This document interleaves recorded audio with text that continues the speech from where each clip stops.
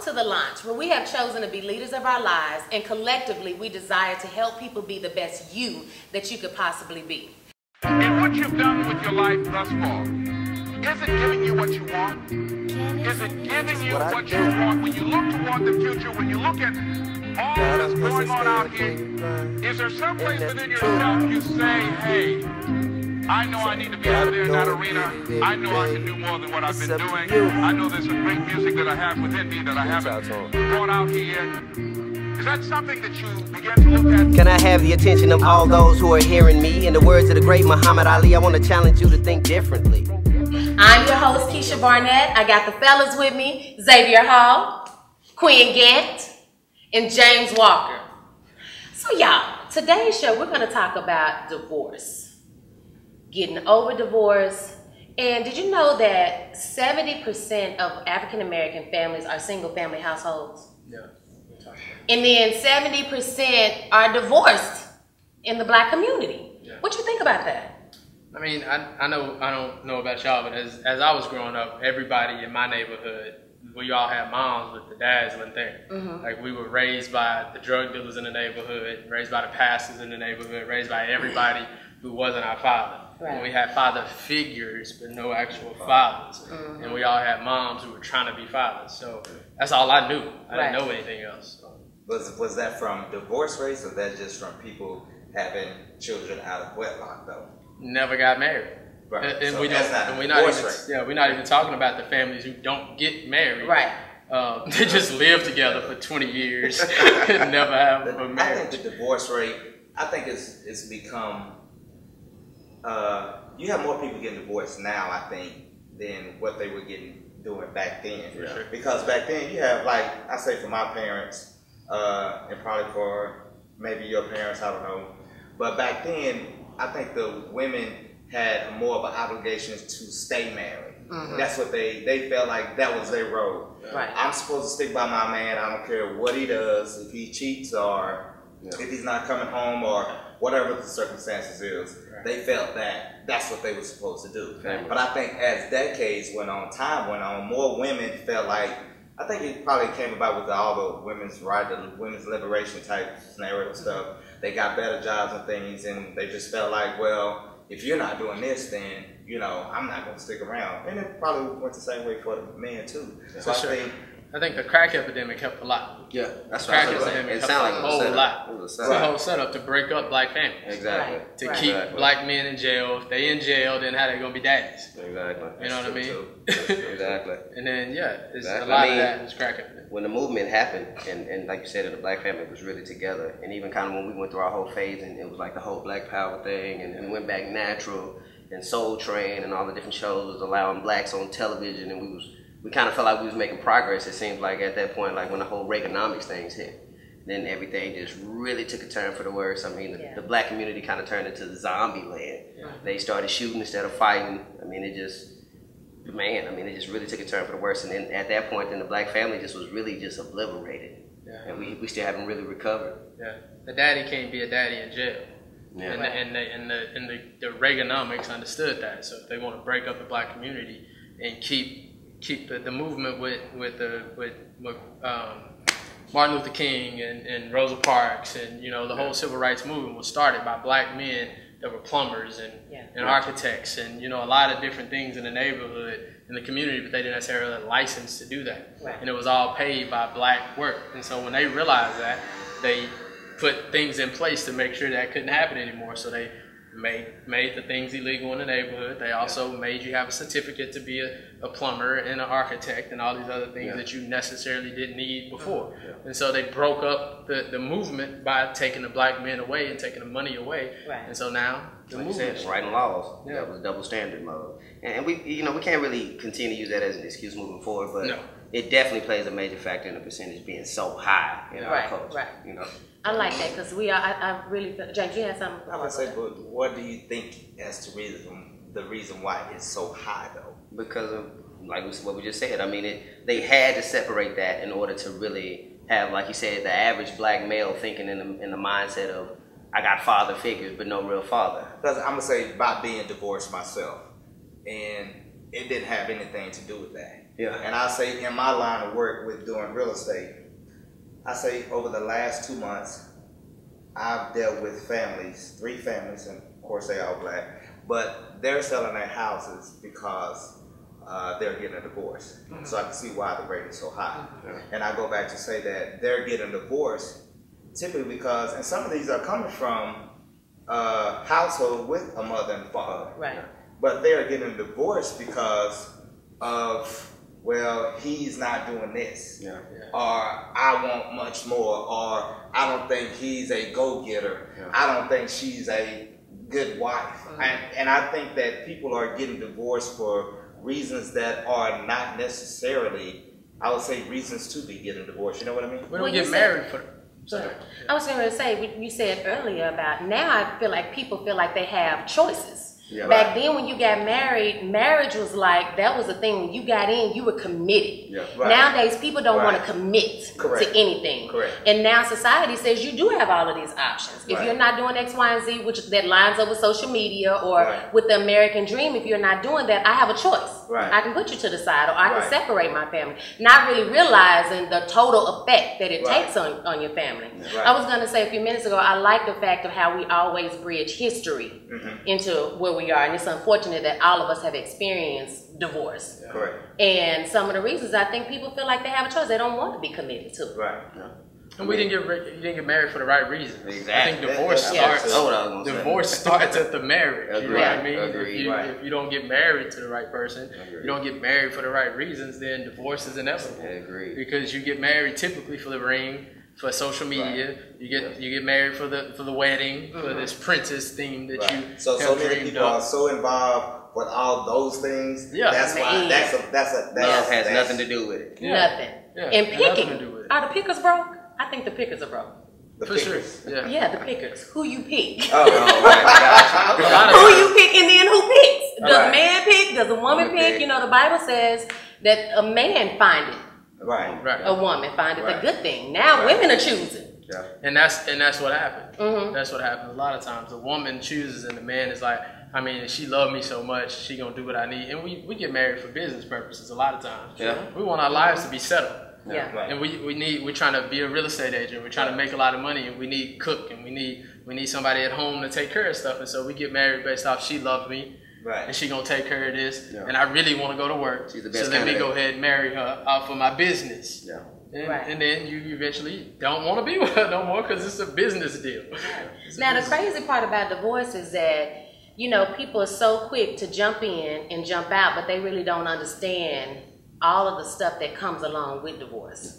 Right. Even, you know, even all of us being single now, I have met a lot of guys that don't understand the process that they're going through. It's a process. And unfortunately, you don't get a manual. We were talking about that. You don't get a manual with that. You don't get a manual with how to deal with the anger part of it, how to deal with keeping the family together as possible. Right. You don't get a manual with how to deal with the depression part of it. Right. But if you don't have that father figure and that mother figure there to give you that balance, and then not only that, like I said, it doesn't even just do good for them to be there and still not be right. Because if you see in a situation where you are growing up in a two-parent household, but they're arguing all the time, the energy is negative with that. I mean, that just kind of sends you the opposite direction. Like, I'm not gonna get married, and I really don't want to deal with that and watch, That's true. deal with what my parents That's went true. through. But same token, even on the positive end, I mean, sometimes it can still be complicated because, like I said, we don't have a father figure there to even give you that example. Then how can you know? And Right. even then, if you don't have that person to confide in when you do go through those trials and errors, you know what I mean? Then who's there? And then that's when your friends come in and you start calling your homegirl to get advice, or you start Right. looking at TV and all these shows to get intel on how to deal with it, and you wonder why it doesn't work. Everybody but God, ultimately, really. Yeah. We ask everybody but Him. We do what we see way too often. Yeah. And you have a mom who raised kids, and they are a single parent, Yeah. and so they raise these strong women. Right. Yeah. And then the woman acts like their mom, Yeah. but they want a man. Yeah. And how you gonna have a man acting like your strong mama, Right. who took care of everything, who took care of every bill, and didn't want no man to say nothing to you, Right. Well, and that's now why you they don't think want no that man to that's say right. nothing to They you think that's the right Right. thing to do. because Right. you've seen it. Right. So you Yeah. got to think for yourself first and foremost. You ain't my daddy. Yeah. And she said you can't say nothing to me. Yeah, That's a whole my nother- mama said you can't say nothing to me. Right. Shut that down. So the stepdaddies who do come in can't say nothing. That's we a don't. whole- Yeah, that's that's a a whole- whole. It just kind of depends. You know? Well, it depends on the woman. Yeah, it Right. depends on the woman. It If depends the on woman stepdad, lets too. the man- It depends on, because by being the stepfather, you have to have a different type of. We're gonna go to a break, and we'll be right back. We're gonna go to break. Okay. Never mind. Can I have the attention of all those who are hearing me? In the words of the great Muhammad Ali, I want to challenge you to think differently.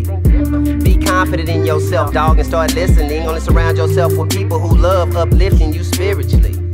Change your mindset and get rid of all negativity. There's nothing to fear but fear itself. Fear was created by our enemies. Now first you must understand that your pure energy and the way that you feed yourself will predetermine your capabilities.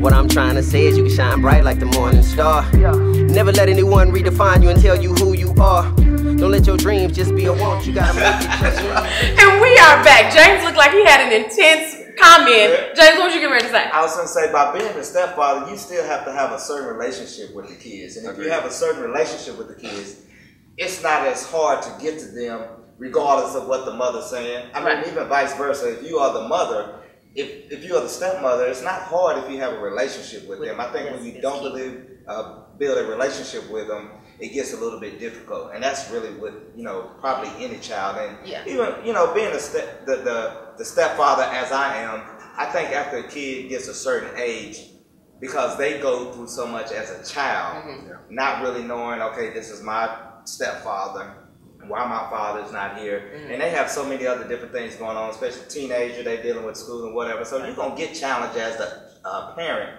either way it goes, but it just kind of depends on how you handle it. I was going to say, too, in divorce, too, I think if children understand that you don't have to choose, I think a lot of times kids react based off, here you have this new person that comes along, and it's a father figure role or a mother figure role, and they feel like they have to choose sometimes. Right. So with my stepkids, I always made them understand your mom is your mom. Right. In this house, I'm the mother figure. Right. And you don't have to choose. Right. And that made it a little more comfortable, and it took the pressure off of them for trying to, because they feel like they have to choose sides when they actually don't. Right. And sometimes a lot of women, and I don't know if that's every culture, I don't really deal with other cultures in the aspect of relationships personally, but sometimes I notice a lot of women do use children in a lot of cases, as leverage to try to control the relationship. Right. And to me, that's just so unfair, because then we do grow up with the resentment of feeling like we got to choose, a mother basically imposing her opinion of your father,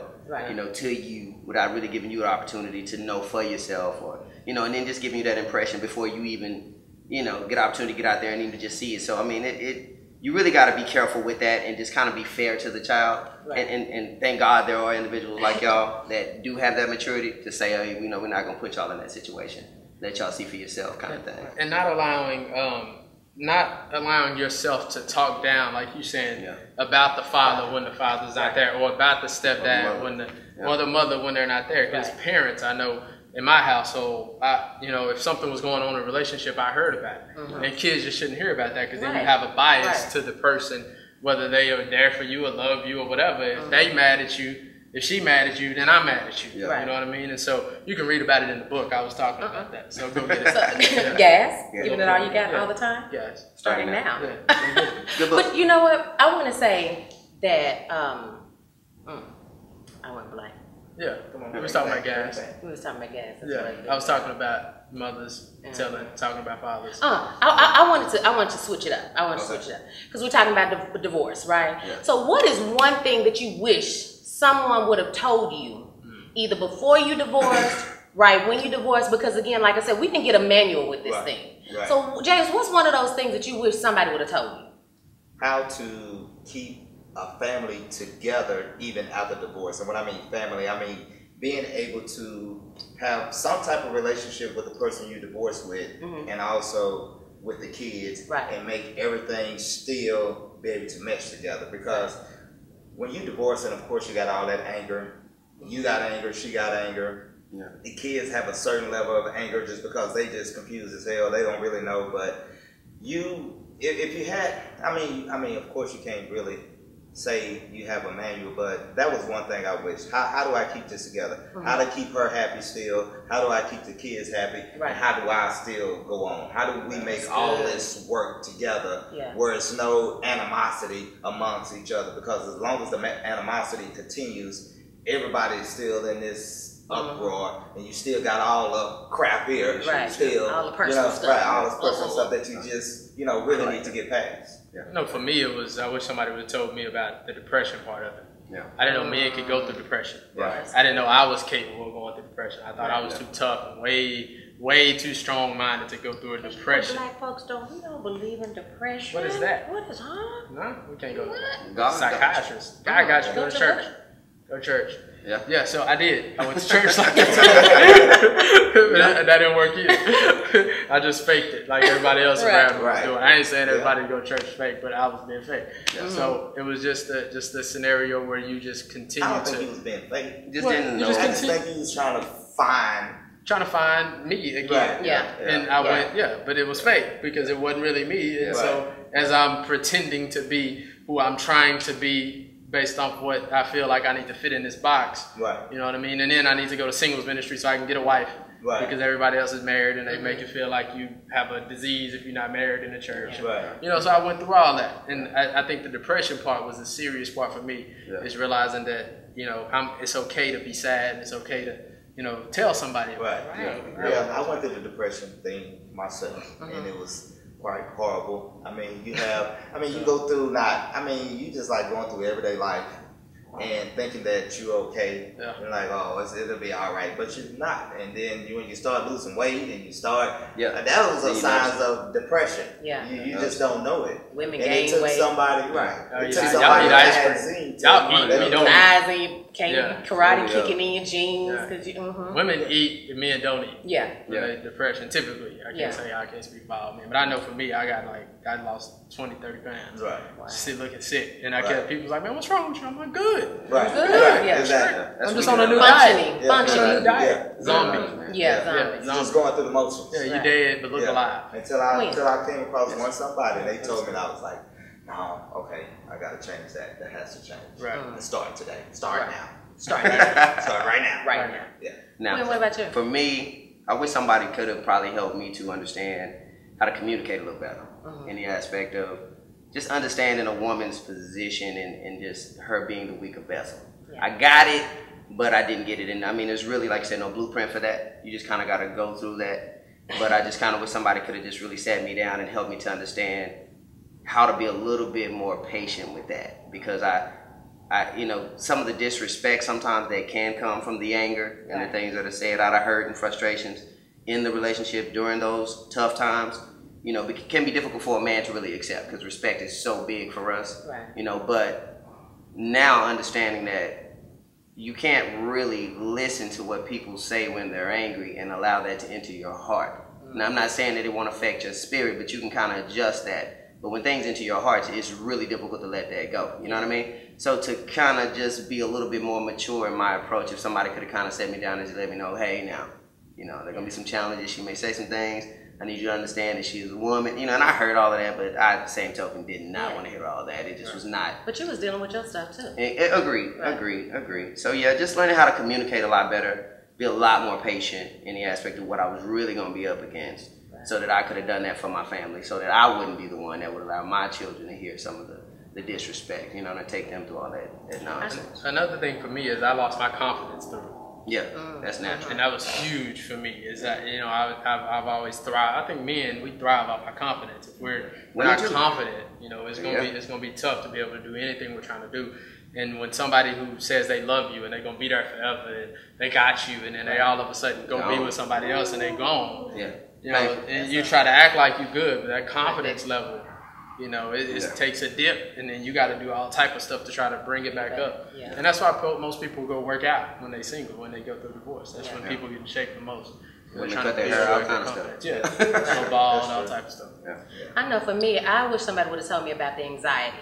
I didn't know that after being with somebody for 12 years, when he moved out, that I would be afraid to go to sleep. It was nights where I had to really focus and really pray to not be afraid in my own home because my security was gone.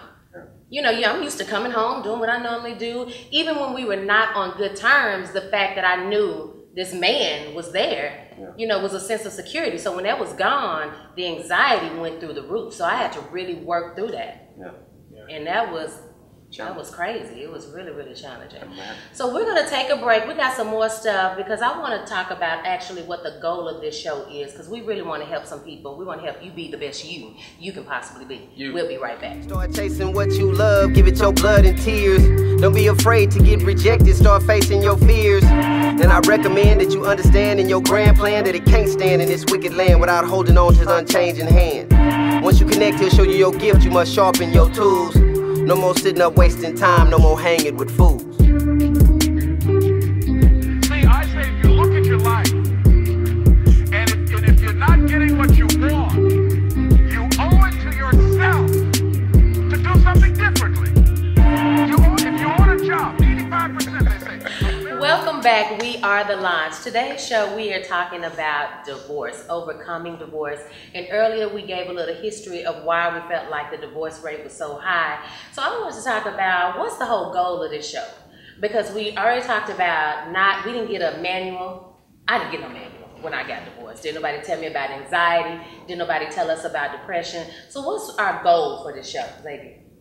I think the goal is to let everybody know that we've been there, done that, got a t-shirt. And if 70% of the families are going through what we're going through, obviously that's pretty common. So we need to talk about it to each other. So I'm sure other people can relate from your point of view, from his point of view, and from his point of view, and from mine as well. Because I didn't necessarily get married. I was the one who we were talking about who didn't get married, who was in a relationship for 11 years and listened to everybody tell me not to get married because they didn't. And so it's just a different point of view, and I think the goal overall is to just help other people understand that you're not by yourself and to go talk to somebody and get some help. Whether you go to a counselor or go to somebody who can help you, though. Don't go to people who are already hurt. I think is the goal, That's good. That's the goal. The goal. It's a good goal. That's a great goal. What you mean? Well, I mean, did it help you?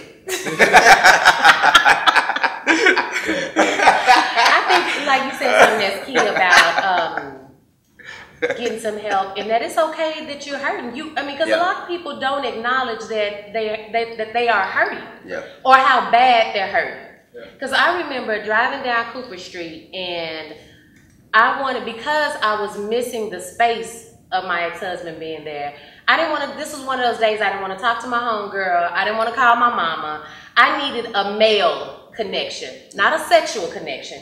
And the Holy Spirit was like, call your dad. And I was like, And at that time, me and my dad wasn't necessarily on an intimate level like that, but he was like, call your dad.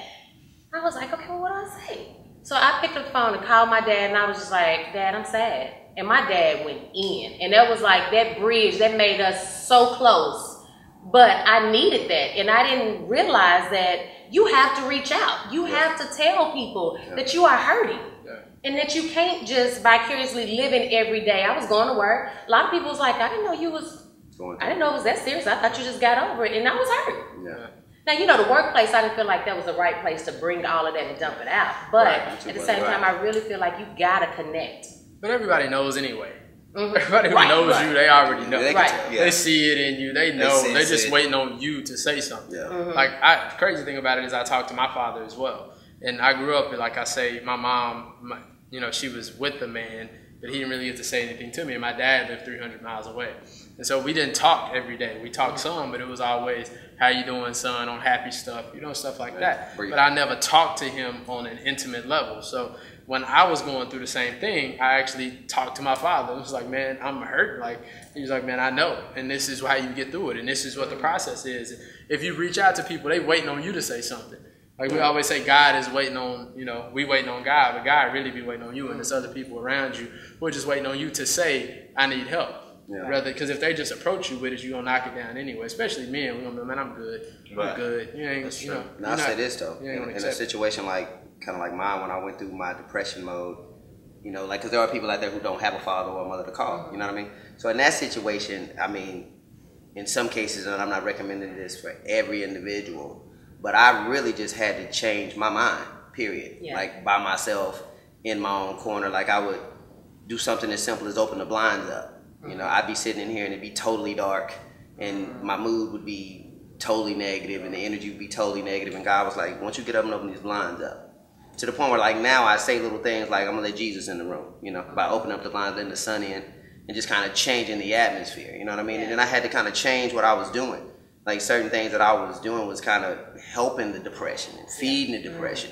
And so I just had to switch that up. And then instead of even going around people, like you said, sometimes always just trying to vent your issues and all that stuff, I just decided to go be around people who were not going through what I was going through, that were more on a positive scale. And then I just wanted to emulate that and try to imitate that in my own situation. So, I mean, it's an individual decision, and everybody has different ways of dealing with it. You know what I mean?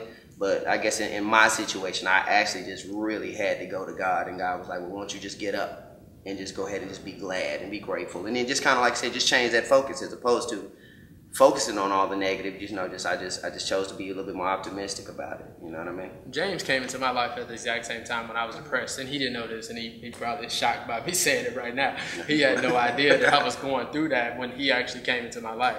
And coming into my life, and just us being able to be attached to somebody who was actually doing something and trying to go somewhere and actually trying to help me go somewhere really helped me. And he started asking me things, and I'm a motivational speaker. I'm a motivational person all the time. So when somebody came to me, it was like, "Man, this guy's really motivational," and brought him around me to get that from me. I had to give that because that's what I was expected to give. And then I actually had to start reading again and being who they think I am.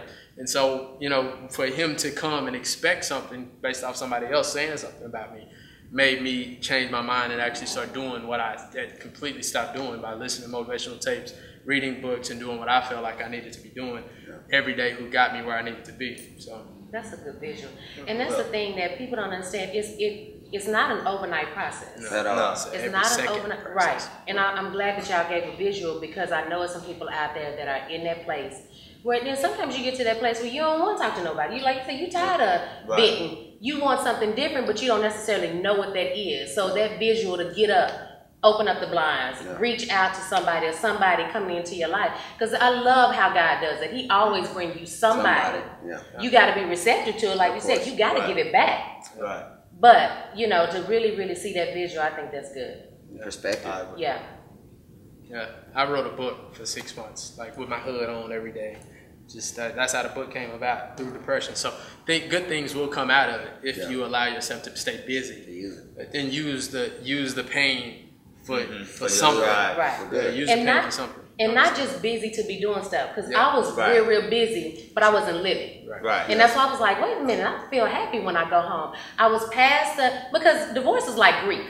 You know, you go through the anger, you go through the depression, you go through all of that. And once I got through some of those phases, I was like, okay, man, I'm going home. But I didn't feel like I was living. I wanted to get to that place where I was living again. And that's when I started exercising.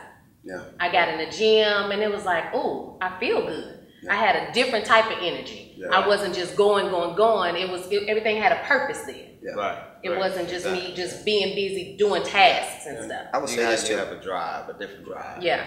Because I started doing it actually before I actually got the divorce. The divorce was... You mean like working out? What do you mean? Yeah, just working out and, you know, saying, okay, mentally I know that this is not going to work out.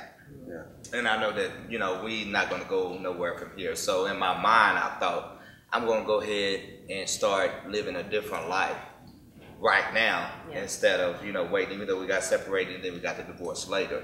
But I just kind of made that decision. And I made that decision. I ran into a guy that I had not seen in years.